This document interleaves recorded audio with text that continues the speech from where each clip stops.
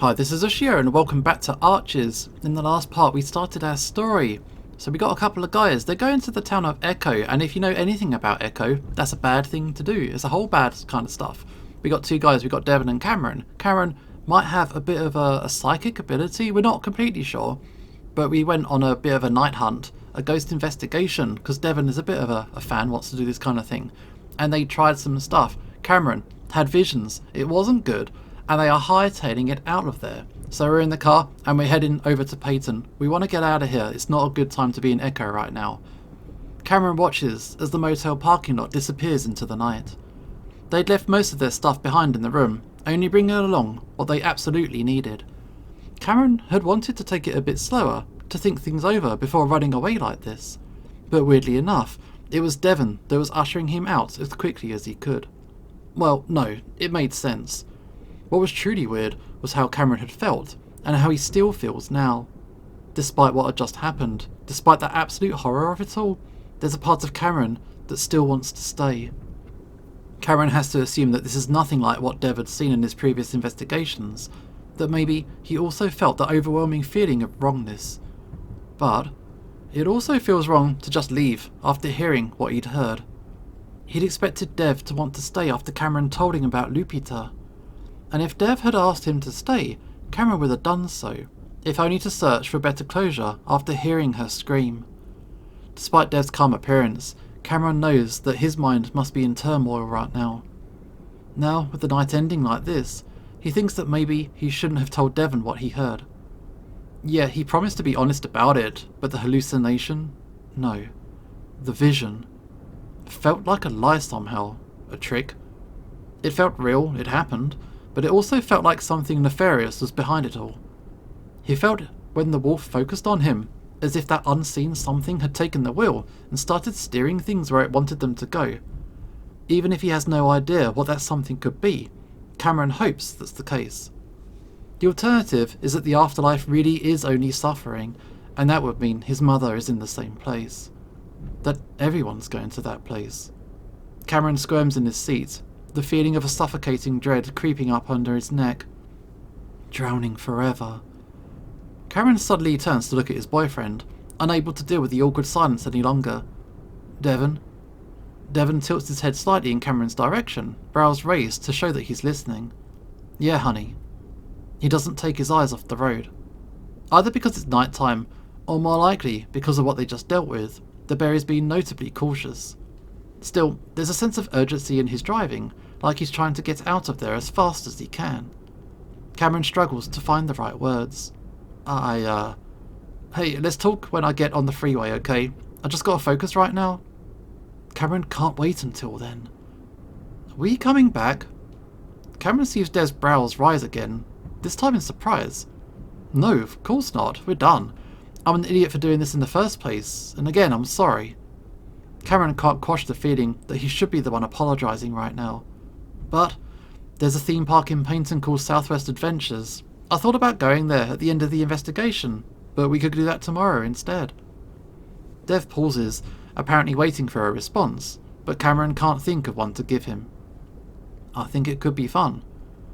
Cameron's almost certain that that's the same word Devon used just before they left to describe how the investigation would feel. Fun. I think we need to come back. We can't just leave things like that. That was just so fucked. Cameron sees Dev grit his teeth and the coyote feels himself recoil a bit, like he did on a daily basis with Dylan. Sorry, No, you're fine. I'm just having trouble seeing the goddamn road. Let's just leave it until I can see where I'm going, okay, hon? The coyote stills himself. He shouldn't ever feel afraid of Devon. He doesn't need to. I think we should come back tomorrow. Keep this going like you planned. There's something more to this, and I want to help you find out what it is. He says it firmly, in a way that he hopes shows Devon that he's not completely fragile, even if he did break down in the motel room. But Devon's quiet, and Cameron feels himself start to get a little frustrated that he's being ignored. But then the bear responds. No. No, I don't think so. I'll probably come back, but with another psychic. I'm not going to put you through that ever again. Despite knowing Devon means no offence by that, Cameron feels offended, like Devon doesn't think he's good enough or strong enough to do this. But I want to, especially if you're just going to come back. You think I'm just going to sit at home, knowing you're back out in this hellhole? Listen, Cameron, I've been to a lot of haunted places, but there's something different about this town that feels really off. Fucked, like you said. And I don't want you anywhere near it. You said to pull you back if things go south, and they went south. Now it's Cameron who grits his teeth. But I want to. Do you still want it? I know you need to find answers, but after feeling what I felt, I need answers too.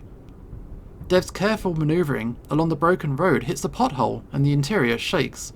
Devon winces. Babe, please, let's talk about this later. I just want to get us to Pater's safely right now. And just like that, Cameron's determination dries up. He hates himself for being such a coward. Things had always felt unequal with their relationship, but it was rare for Dev to just say it out loud, to tell the coyote what's good for him, even though Cameron told him what he wanted.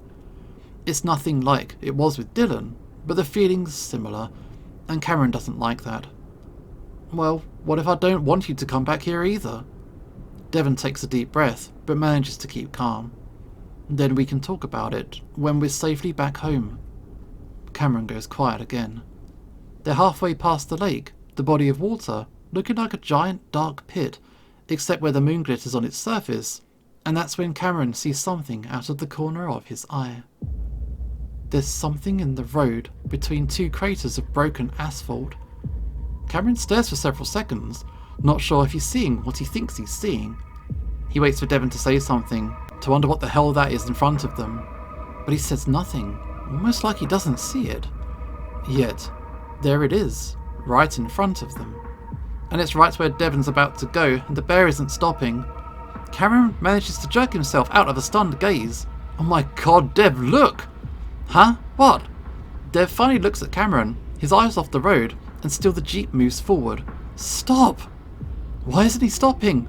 The coyote does the first thing that comes to his mind. Time slows down. It's just like what happened back in high school, right before he got hit by a car while skateboarding. He has more time to react now than he did then, though, and he slides his arm under the seatbelt to get free and reaches across to Devon's side and grabs the wheel, and even though Devon's starting to brake, it's not fast enough and they're less than 20 feet away from hitting it. The coyote doesn't even think, acting on pure instinct. Cameron turns the wheel to the right, hard.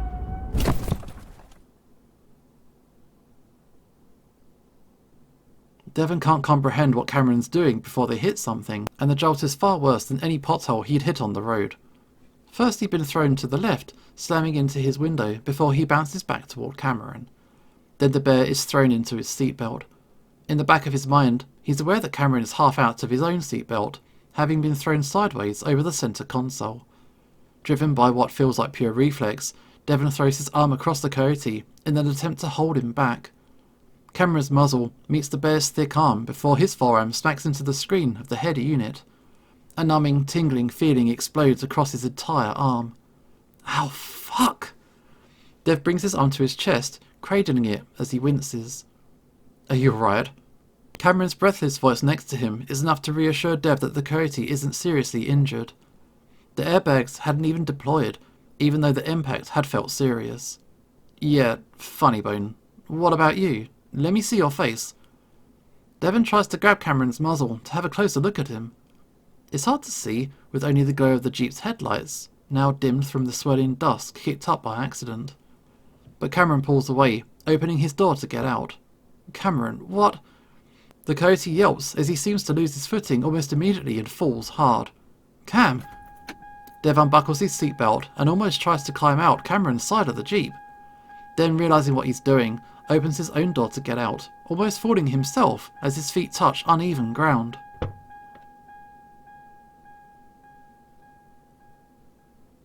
Dust coats his mouth as he looks up the road, and immediately he can still see Echo from here. He knew this was going to happen, that something was going to prevent them from getting out.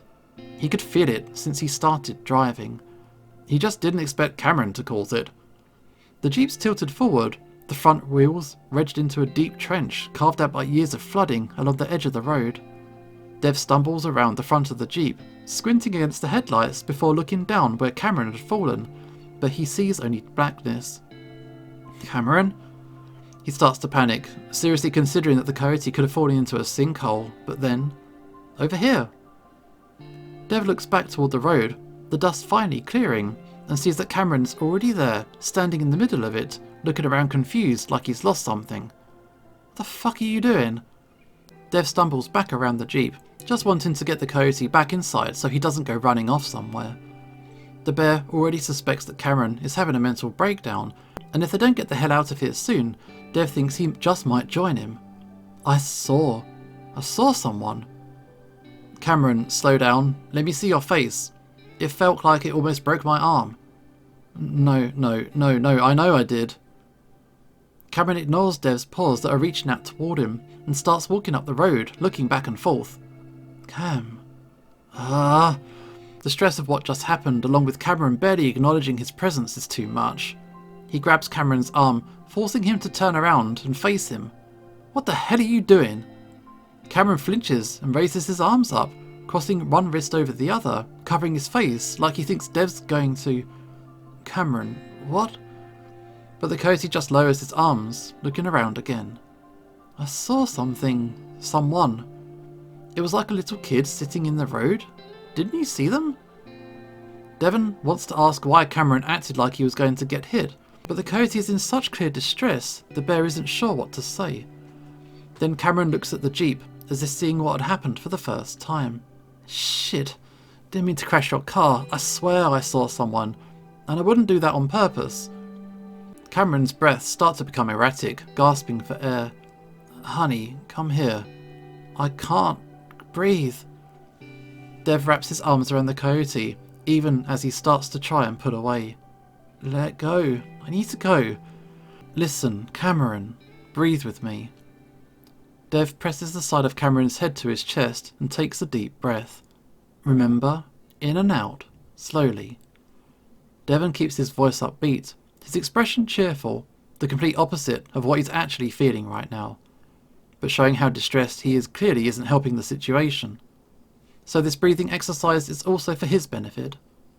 The last time they'd done this was at least a few years ago now. And just like last time, it seems to work, the Coyote fighting his gasping for a minute before his breathing becomes more steady, albeit a little shaky. They breathe in unison for a few minutes, the bear stroking Cameron's head like he had only half an hour ago in the motel room. Was it really only 2 hours ago that he'd been giddy at the thought of paranormal investigation with his psychic boyfriend? Finally, Cameron pulls away gently. I'm sorry. Hey, don't apologise. You said you thought you saw someone. I thought I did. I didn't mean to fuck up your car though. Well, if you thought you saw someone, then I'm glad you did that. Considering how slow we were going, I'd rather the car run into dirt than run over somebody. Now, just hold still for a second so I can check you out. You face planted into my arm pretty hard back there. Dev gently turns Cameron toward the headlights of the still running car, lightly running his blunt claws through the fur. I thought it was an otter. I could see the tail and everything. One of Devon's claws grazes over a small lump under Cameron's fur on the bridge of his snout, and the Coyote winces. Does it hurt? A little bit. I didn't even notice until just now. That's probably from my elbow. What about your arm? Are you sure it's alright? Cameron starts doing his own check of Devon's arm. Dude, my arm is... Ow! The bear yelps as Cameron prods right into the spot that's suddenly becoming very sore. Did it really hurt that much? Oh, not really. Just surprised me. Really? Yep. See? Bending it without pain. Yeah, I believe you, but just be careful with it. Cameron sighs, looking back at the Jeep. I'm going crazy. The relief Devon had felt after seeing Cameron returning to his usual snarky self deflates at those words. What? No, you're not. You're just... We're both on edge right now. Well, it really did feel like I was losing my mind for a minute there. Thanks for helping me. Of course. Now, just gotta go check the damage. Yeah, the back wheels aren't even touching the ground. Well, I'll have a better look. Hang tight, babe. Alright. Devon starts to analyse the status of his Jeep, and he can tell right away that they're not going anywhere. Both front wheels are almost buried in the sandy trench below, and both of the back wheels are definitely off the ground, the undercarriage balanced on the road's edge. Still, Dev gets in, and after telling Cam to stand clear, very gently tries to back out. The bear winces at the scraping sounds from the metal undercarriage, realising how desperate he is to get out of here, considering how hopelessly stupid this attempt is. After realising he's only spinning the wheels deeper into the dirt, he stops. The bear turns off the engine, sighing and pressing his head against the steering wheel. Sure, it's thought that his Jeep is probably all fucked up now, but that doesn't matter. More than anything, he just wants to be out of Echo. He thinks back on how strange it is that Cameron immediately tried to convince him that he didn't do it on purpose. Devon didn't need to be convinced, because he hadn't even considered that was the case. But because of how he brought it up? Devon quickly shuts that down, deciding that now isn't the time for shitty thoughts like that. Finally, the bear gets out, fixing a smile on his face again so Cameron won't feel so bad. Alright, so, Cameron. Dev looks around and to his dismay, spots the coyote a ways up the road toward Echo again, though he's standing off to the side, right next to the lake. He's looking over the edge, down at the water. Hey, Cameron, you alright? The bear jogs up to the coyote, putting an arm around him. Are you alright? Cameron finally turns back to look at the bear. Oh, yeah. Stay next to me, alright? I want you to be close after everything that's happened. I was just trying to stay out of the way. Are you looking for something? Dev looks over the edge at the murky water below. Almost immediately after, the bear instinctively pulls back, taking Cameron with him. Yeah, just thought that because otters are good swimmers that maybe... Cameron lets out a fake laugh. Sorry, I'm crazy. Don't mind me. Come on, don't do that. Cameron goes quiet. Seeing just how unhappy Cameron is, the bear takes a deep breath, deciding to tell him. Back in the early 2000s, an otter kid drowned in this lake. I wonder if maybe that's who you saw. Really? Yeah, along with a few dozen other people over the last 70 years. I've got a list for the lake and the other places we were going to go. So you're saying that I saw that because I'm psychic? You don't seem very thrilled about the idea. I'm not thrilled about any of this anymore. It only reminds Dev that Cameron could see anything, terrible things, and that could lead to more mental anguish for his boyfriend. Anyway, we are stuck pretty badly. What do we do? Don't worry, we got options. We want to get to the highway. It's a bit of a walk. I think 7 or 8 miles. That might be a bit too much with it being dark and on a half-destroyed road. I think we should try to get a little bit of sleep and then start walking at dawn.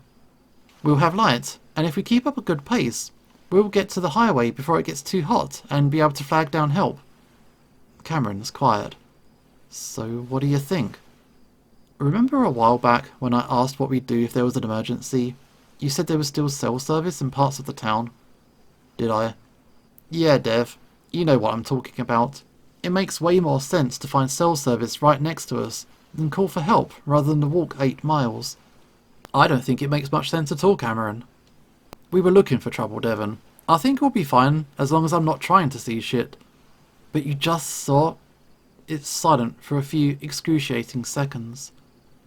I just want to get the fuck out of here and get you home. Cameron's ears twitch as Dev raises his voice, which seems to reverberate in the silence. But the coyote just goes on standing there, arms crossed like they almost always were. Yeah, psychic or not, I'm unstable, we both know that already. No, but I'm not walking miles through scorpion and rattlesnake-infested desert when our solution's right there. Babe, please, I got a bad feeling. Sorry, who's the psychic here? Dev, I can do this, trust me. We're outside, where nothing's haunted, and we won't be looking for anything, so I'm going. Cameron! I'd prefer you came with me, though. God damn it! Devon hurries to catch up with his boyfriend, sliding his paw into Cameron's and gripping it tightly. Cameron has a look on his face like he's a bit pleased with himself, and Devon can't figure out why. It's like the coyote thinks he's winning some kind of game, and Devon has to grit his teeth so he doesn't start an argument all over again. Just an hour ago, Cameron was sobbing after seeing and hearing terrible things, and now he's walking back in the same direction like it's nothing. Maybe the coyote is more resilient than the bear had always thought. And maybe the bear's finding out how not resilient he is himself. His stomach growls loudly, and when Cameron jokingly asks if he's hungry, Devon lies and says yes. In reality, it's from anxiety, something he isn't used to feeling all that often. The bear only finds comfort in gripping Cameron's paw even tighter and promising himself that he won't let anything else bad happen to them. We're going back into town. Is this wise? I mean, options are few though. Cameron presses up tightly against Devon's side, breathing in the comforting scent of his cologne. Cam's show of confidence has mostly diminished at this point, especially as they're passing the motel. Though Coyote has to remind himself why it is that he insisted on doing this when Dev had offered a perfectly reasonable, if slightly exhausting alternative. Being exhausted is preferable to PTSD, but Cameron could sense the bear beginning to treat him in a way that he didn't like, talking to him like he was fragile, like the slightest touch could tip him over, or he'd shatter on the asphalt. He wants to prove that he can deal with this, which is why he has to smirk at himself right now, because he definitely wouldn't have made it this far if Death wasn't by his side. Right now, the bear has a steady grip on Cameron's paw, making it clear that he isn't letting go. Meanwhile, their free paws hold their phones, checking every now and then for a signal. Anything? No, wouldn't we get a signal at the same time anyway? Well, I'd assume I'm gonna get it first. Oh, because mine's not an Android? Yep. If only I had the brain of an engineer to figure out how to work one. Actually, maybe I should turn mine off and let you search for a signal. We should keep some battery life in one of our phones just in case. Oh, yeah, good idea. Your battery will probably die before we found service anyway. Cameron turns his phone off while Dev looks on. I wouldn't worry too much about it though. It's not like we're lost in the woods or something. And I let like 3 people know where we're going. We're gonna be fine no matter what, babe. Famous last words if I ever heard them. Right up there with here goes nothing, and I think I took too much. Yeah, right. Our last words are gonna be holy shit, we lived to 100. I'm pretty sure I already screwed my chances of that with all the drugs I've done. Along with eating fudge cakes for lunch whenever I'm at work. Ugh, seriously, Cam. Hey, it's in the vending machine right next to my cubicle. Well, we're changing that as soon as we get back. How are you going to do that, aside from stalking me at work? I'll make your lunch. They're going to have us starting working from home on Monday, remember? I'll have plenty of time. Hell, I'd be surprised if they don't start making you work from home soon. We'll be like co-workers. Fat chance. They don't give a shit about our health there. Well, we'll see. Either way, you'll be living to 110, so you have plenty of time to think up your famous last words. Cameron has to wonder if their meandering conversation is purposeful on Dev's part, if only to distract him from what's across the road. Either way, the Coyote is thankful for it. Only if you make it there with me. They're such a sweet couple, you know, they're really looking after each other as best as they can, in a tricky situation.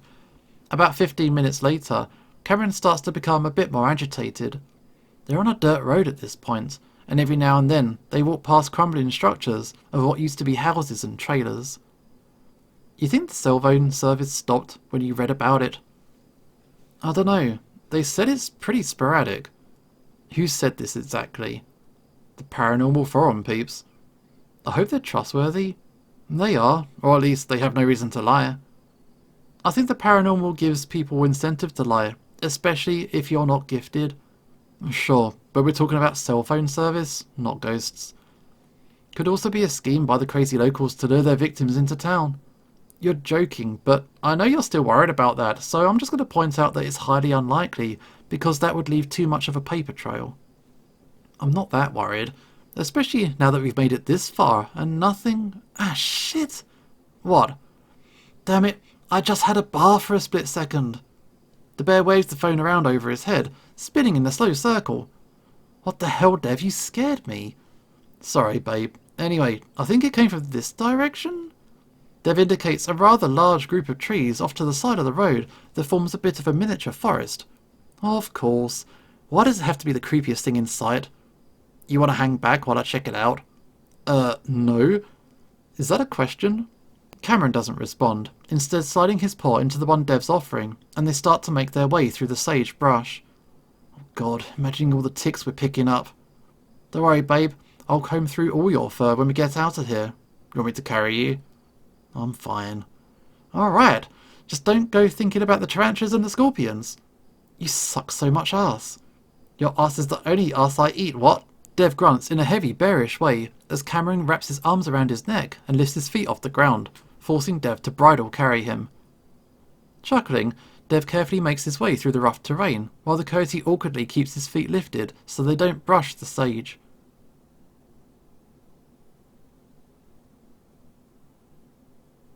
Dev finally lowers the coyote near the edge of the forest, and they stand there, looking into the blackness. Cameron could only see the branches outlined against the moonlight, but otherwise it's almost like looking into a void. The feeling of emptiness is emphasised by the suddenly quiet desert around them. So I've got like one bar. Data isn't working. You know, trees should make it harder to get a signal. Can you make a call? Well, I can't open my insurance app, so I don't know what the preferred towing companies are, and I'm just sort of realising that most probably wouldn't come out here anyway, since the Flake Road doesn't technically exist anymore. Flake Road? Something like that. I'm sure it's not that, so we're not getting towed out, and if you don't even know the name of the road we crashed on, are you saying we're stuck here? Like, really stuck? Well, my Jeep probably is, not us. The highway's still within walking distance, remember? I'm such an idiot. I can't believe I got us into this mess. Hey, I don't give a shit about my Jeep. Besides, I just got an idea. Dev taps on his phone a few times, and then puts it up to his ear, but only for a few seconds before he scowls. What? Call dropped, but it rang for a second. We're so dead. I've killed us. Oh, stop it, honey. I'll try texting. Who you texting? An old friend of ours. Who? Damn it, I swear the bar keeps disappearing every time I try to send. I'll try some different angles. Dev is hunched over his phone, tapping away. Cameron just sighs, letting Dev do whatever it is he's doing. Despite the bear's attempts to placate him, the coyote knows that they both know that this is his fault. Why don't you just tell me what a stupid idiot piece of shit I am? Cameron doesn't want to admit it, even in his mind, but one thing he liked about Dylan is that he didn't sugarcoat things for the coyote. He'd tell him when he was an idiot, either with words or fists. The coyote turns his attention back to the forest, staring into the dark. Dev doesn't know anything about him and Dylan, and Cameron sure as hell isn't ever going to tell him. Especially that sometimes he was the one to swing first. He always lost, but the few hits he'd land always felt worth it. That would be a real treat for you, Dev. Not only is your boyfriend crazy, he's violent too. Does he even know you at all? A chill goes up Cameron's spine.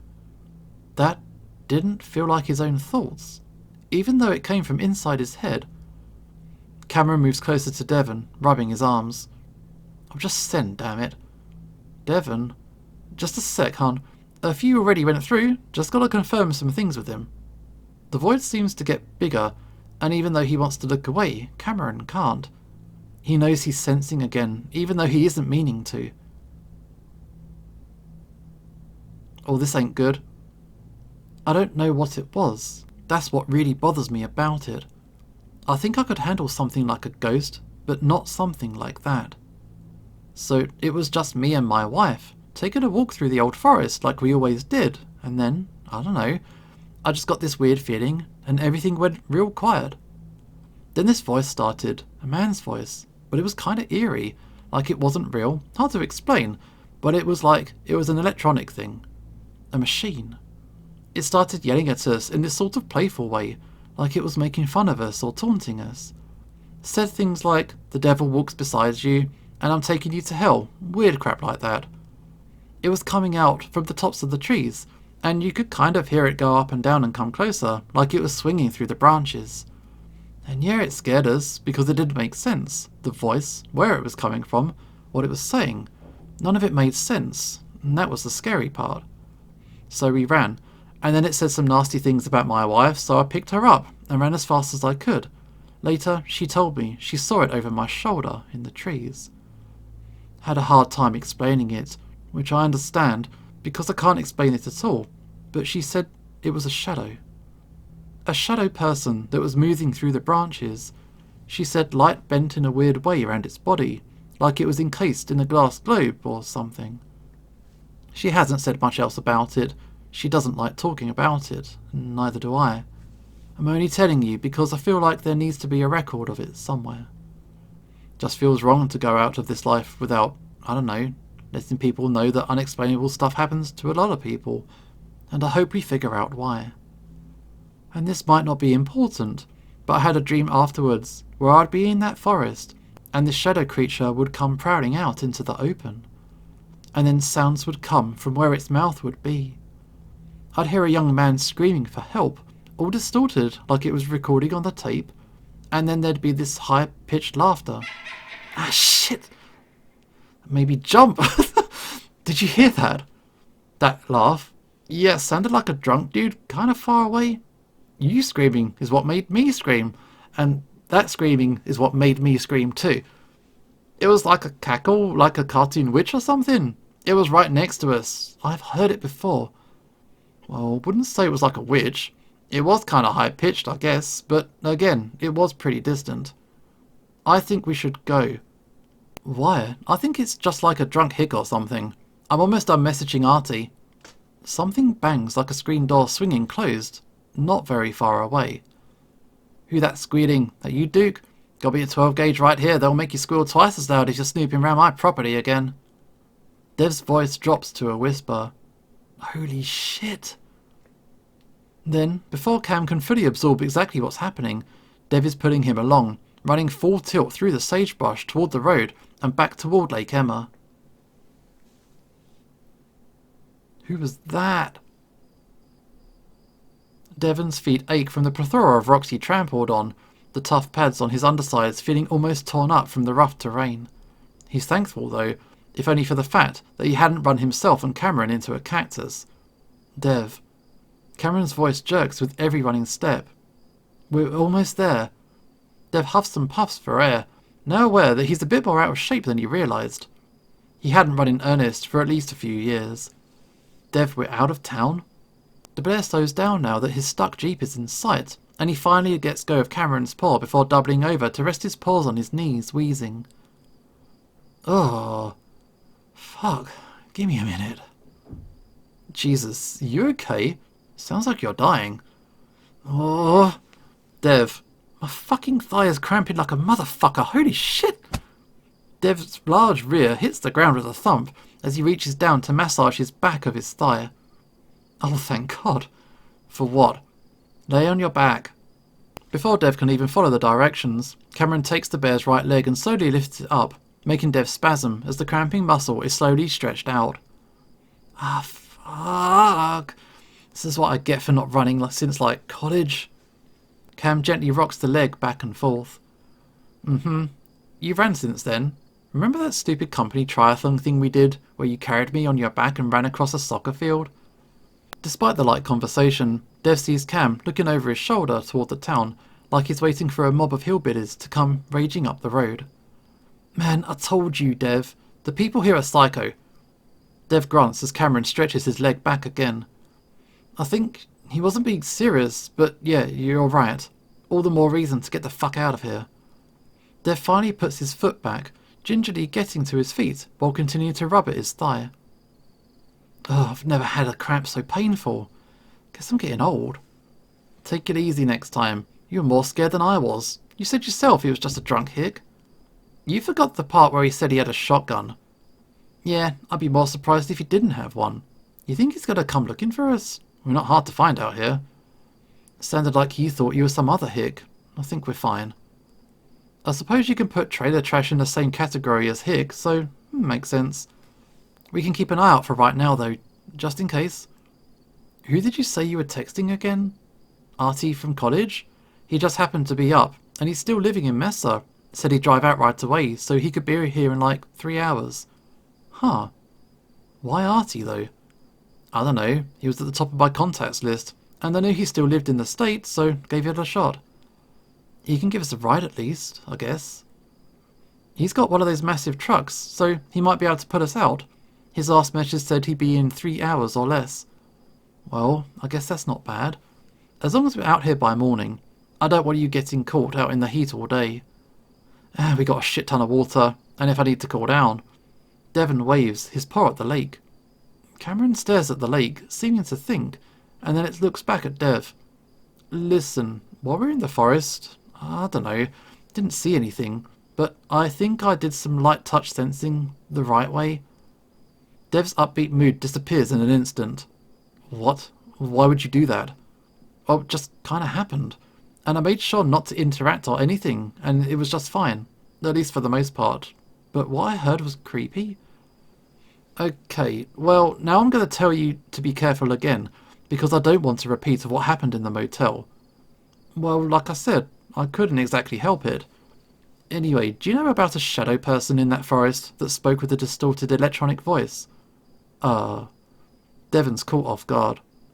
He knows Cameron's trying to take the focus off the fact that he's still messaging around with the supernatural in a dangerously supernatural place, but he also knows exactly what Cameron's referring to.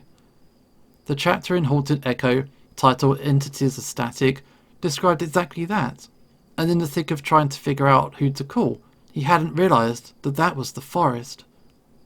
Dev's surprise must be pretty obvious, and Cameron grins. No way, am I right? Cameron's sudden, joyous reaction surprises the bear. Well, yeah, you're right. Can you believe this? Sorry, I don't know why I'm so happy, there's a fucking reason for me being the way I am. I can't deny it anymore. It's hard to explain, but that kind of changes my entire life. Cam's bottom lip trembles with emotion, and Dev shakes off his feelings of unease, drawing him to a hug. Come here. I know what you mean, baby. Well, I don't personally know, but I've wanted you to feel that way for a long time. I'm really happy for you. I feel like I can do something. I don't know. Maybe even help people with this. Cameron's voice is muffled against Dev's chest. Oh, sure, of course. Let's just find a better place than here, okay? Dev nuzzles Cameron reassuringly, but the coyote doesn't answer. And even though that bothers the bear, he doesn't press the issue, just wanting Cameron to feel happy for now.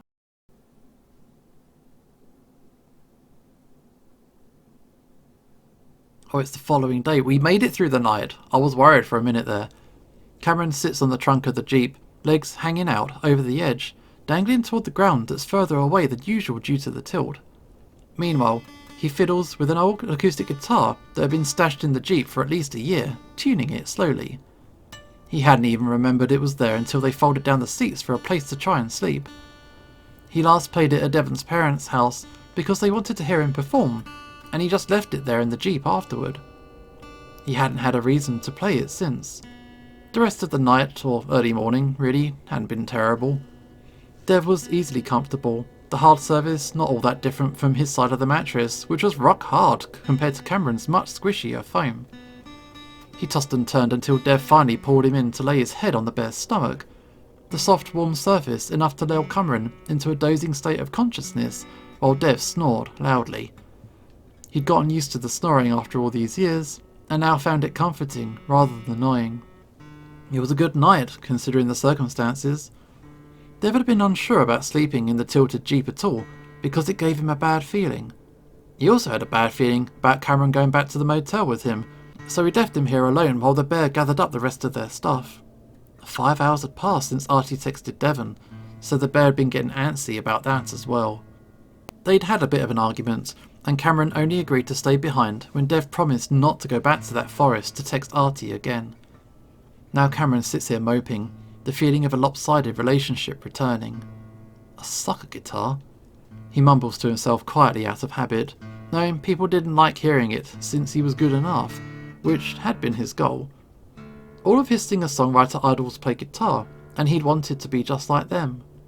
He forced himself to learn how to become good enough, with all the awkward fingerings, constant tuning, and the pain of holding down steel strings with his finger pads, even after he built up calluses. That's how he described guitar in general. A pain. He preferred piano, and that's what he used to write all of his music. But the devastatingly sad men of the 90s Northwest indie music scene didn't play piano, they played guitar, because they were also rugged and tough, moulded by the logging towns they originated from. It turns out that one's image is just as important in indie as it is in pop, despite the former trying to convince itself it isn't. So Cameron tried to conform to that, and in the end, hadn't mattered. The hours and hours of dedicated to learning the instrument through high school and college now felt wasted. Still, the feeling of the instrument's familiar in his paws, even if his fingers are slightly getting sore.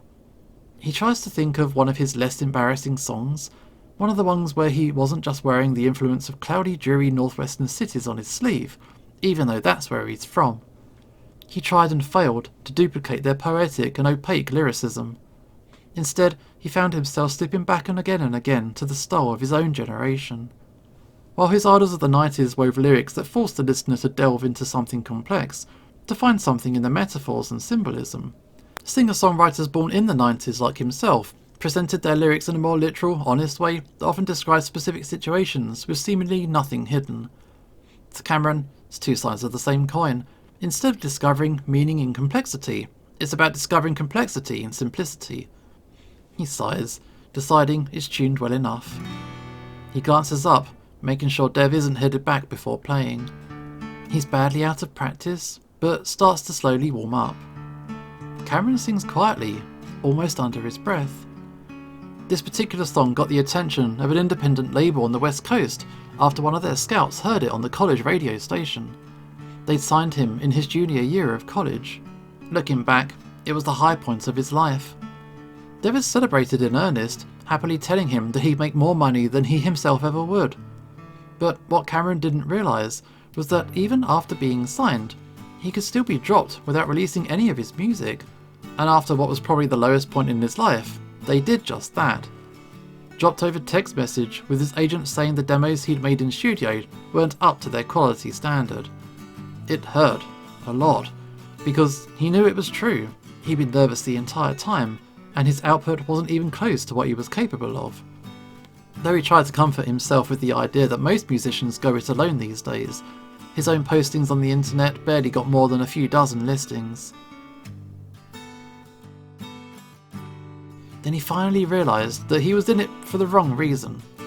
His peers just liked playing music, throwing stuff out into the ether whether anyone heard it or not. Cameron needed an audience to stay motivated, to be famous, so in a way, I fucking deserved it. At least Devon never brought it up. Cameron stops playing, having seen brownish fur out of the corner of his eye. He thinks it's Dev, and immediately feels his face flush, freezing and just sitting there. This is why he didn't play or sing in a serious way these days.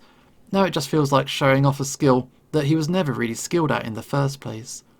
But after a while, he doesn't hear anything. No voice, no footsteps, and biting through his embarrassment, Cam looks up the room where he's been certain that his boyfriend had been watching him. Dev? The silence is heavy and thick. A weird feeling, and everything went real quiet. Cameron stares up the empty road, the feeling of unease growing, until he finally shoves his guitar to the side and pulls out his phone, tapping on a mindless gaming app to distract himself. Nope, not doing this again, not right now. And even though the road remains empty, and even though the sun shines brightly above, illuminating everything around him, the feeling of what is becoming a very familiar dread continues to grow.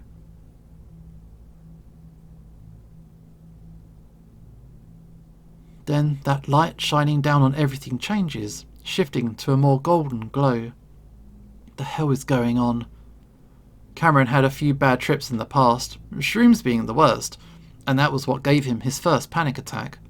In a strange way, this feels very similar. Please not now. I have control, and I'm saying not now. No control. Shit. That voice, well, that feeling, it instantly made all the fur on the back of his neck stand up. Cameron starts walking up the road toward Echo, just under a mile away. Dev, come back now, please. The panic creeps up his neck like he's drowning. Until last night, he hadn't had a panic attack in over 2 years. Now it's like his brain has relearned the spiraling process of gasping for air that's readily available, but still feels out of reach. He fights the urge, counting, trying to remember the pace of Dev's steady breaths. Hadn't he wanted to reject the idea that he needed Dev to face his fears? Doesn't he know how to handle this? How to do it safely? Cameron also knows that running to Dev will only make things worse for his boyfriend. Did he want to stress him out even more? The coyote stops and then turns around slowly. Just like that, the feelings of panic and terror slowly fade away to be replaced by a feeling of purpose. Something solid. Something resolute in its existence. Something that's already happened. Nothing can be done to change it. A feeling of acceptance. Cameron's walk slows to a more measured pace, mirroring someone just outside of his view. In another place? No, this exact same place, just in a different time. Cameron knows what's happening, and he questions what he's about to do, but with his new feeling of calm assuredness, the coyote decides to let it happen. Dev didn't want him doing this because he's had a change of heart, but so has Cameron, and this is his choice to make. So he lets it happen. And he senses this person, a girl, a feline, walking just like him, years and years ago. She tries to keep her sobs quiet, walking along the road by the lake. She'd been looking forward to this for 2 months. She'd saved up money from babysitting jobs to buy her own dress, her own fake jewellery, and her makeup. Her father had found the makeup a week ago and threw it away, telling her only bad things happened to girls who wore makeup. Even then, she still had the dance to look forward to. But now James, her ex from last year, had ruined it. He'd shown up drunk and proposed to her, then cussed out her new boyfriend, who she'd only seen for a month now, until he left. At least now she's glad she doesn't have the makeup on, with how wet her eyes are. This has been the last dance of the year at Echo Higher, and she's worried she's going to graduate with no boyfriend at all, and no money to go anywhere. Lost in her thoughts, she notices fast, pounding footsteps only seconds before it happens. Before it happens, she sees James as it happens. She realises what's happening in that same moment. Knowing him, this is actually something she expected. And in that moment, she decides that maybe this is for the best. Cameron? Lost in the vision, Cameron feels himself recoil from something touching him. Cameron loses his balance, windmilling his arms comically, and he has a split second to recognise Dev. The bear has his paw out, like he'd been resting it on the coyote's arm. The look of shock is mirrored in his boyfriend's face, before he goes over the edge and straight into the lake. Cameron! Uh-oh, that's not good. Can you swim? The coyote expects to go under and stay under, just like the girl from Echo High School. But a jolt goes through his body as his rear lands on a rocky surface just a foot underwater, and Cameron cries out loudly. Ah, fuck! Cameron looks up to see Dev getting ready to jump in. I'm fine. At first Cameron's just embarrassed, like he got caught doing something he shouldn't, which he knows is the case in Dev's mind. It's not as deep as it used to be. What? As he climbs out with Dev's help, though, that embarrassment changes to anger. The coyote grunts and snarls quietly as he automatically starts stripping off his clothes, his plaid shirt and jeans sticking to his soggy fur. Dev hovers over them, trying to help but mostly getting in the way. Dev, you have a list of people who died here, right? What are you talking about? You just fell into the lake.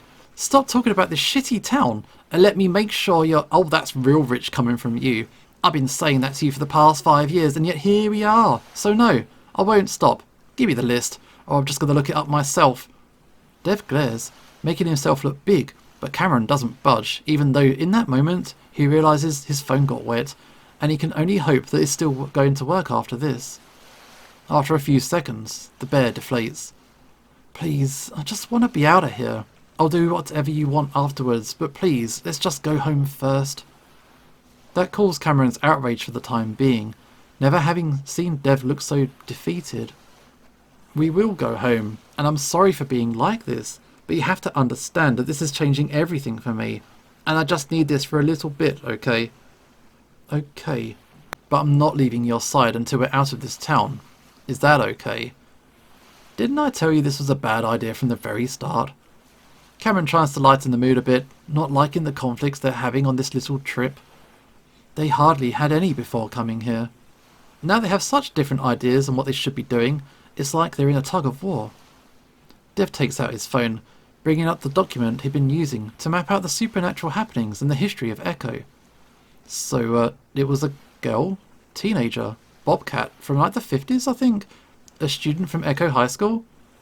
Dev raises his brows, scrolling slowly on his phone, and he looks back up.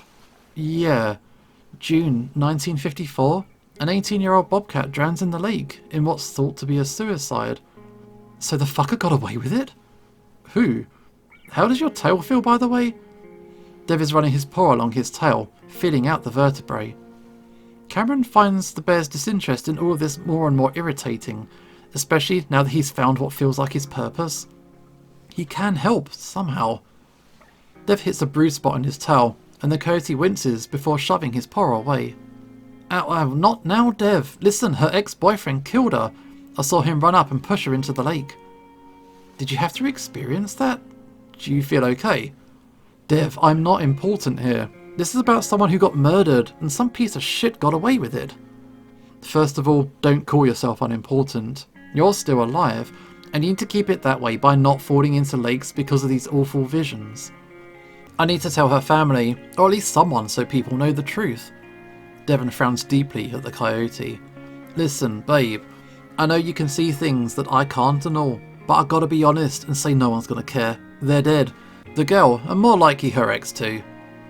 That's short-sighted as hell, Dev. He could definitely still be alive, having lived a full life after murdering someone. And she might have siblings who are still alive. Well, I don't know. I think someone probably gives enough of a shit to want to know. And then, what? You go up to them, tell them you're a psychic, and that you had a vision of their loved one being murdered. Besides, I wouldn't be surprised if everyone knew what happened. A lot of times they do. There just isn't always enough evidence. Cameron feels his face get hot, glaring at the asphalt. You wanted me to do this, and you wanted answers. And why are you holding me back now? Because I'm terrified right now. Of this town of the ghosts, of you getting hurt somehow, because with the rate things are going, that's probably what's going to happen. I want to know where Lupita is, but she died because I made stupid mistakes. I can't have the same thing happen with you. Cameron's face gets hot again, as he realises Dev's about to cry, and his resolve wavers. He starts to step forward, to hold Dev like the bear had held the coyote so many times, but then the two of them look up to see a rather small sedan pulling up the road, a figure inside waving enthusiastically through the windshield. What the hell? Where's his truck? Got ourselves a new guy. Devon, Cameron, sorry I'm late. Had trouble finding the road, and then I had trouble driving onto it. Did I catch you in the middle or something? Where the hell's your truck, dude? Huh? Look at my Jeep. I told you it was stuck, man. Well, this is not the reunion I was expecting. I thought you just wanted a ride.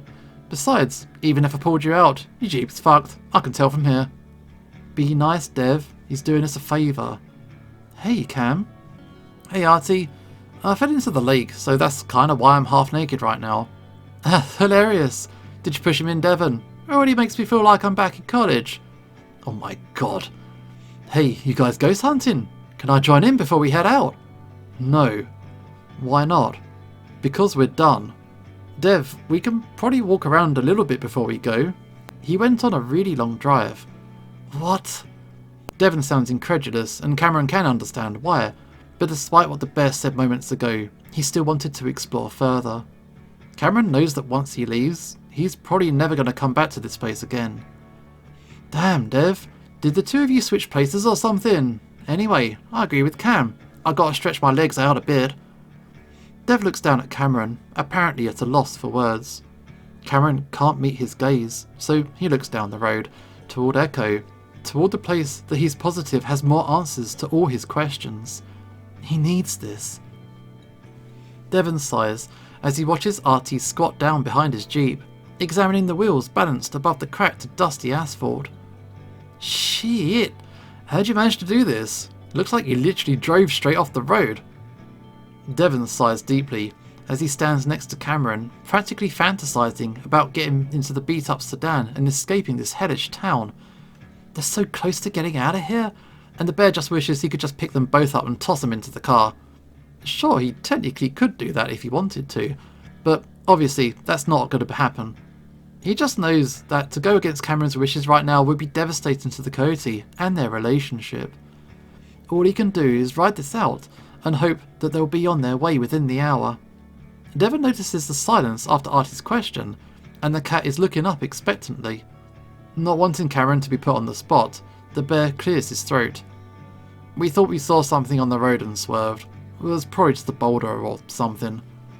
Artie looks back at the road, where there definitely isn't a boulder. Dev sees Cameron rub an arm self-consciously out of the corner of his eye. It was the middle of the night, so you know, shadows and shit. Huh, hard not to imagine you overreacting like that, Dev. Glad you guys are okay though. Must have been rough looking at how deep the tyres went. It was, but hey, how long do you need to recharge for the drive? I can take the wheel if you're too worn out. Oh right, after you crashed your own car. It was the middle of the night. Hey, I'm playing, dude, chill. Artie raised a brow at the bear, glancing at Cameron. You guys alright? Kinda feels like I've walked into a fight or something. Dev massages just above his eyes with a thumb and a middle finger. No, I'm just really tired, man. We were up most of the night. Artie then looks to Cameron, waiting for a response from the Coyote. Dev tries not to bristle at the implication that Cameron might have a different response. Yeah, we're just tired. I think walking around a little bit would do all of us some good. Oh yeah, last time I went ghost hunting with Dev, it was real spooky. Even though we didn't see anything. One of my top 10 highs, in fact. Highs. Artie jogs back to his car. I got some oil cartridges from the dispensary on the way here. You guys want a hit? Dev's stomach turns as he watches Artie grab a vape pen from his passenger seat. Nah, we're good, man. I don't know if it's a good idea for you to do that and drive anyway. Are you high right now, actually?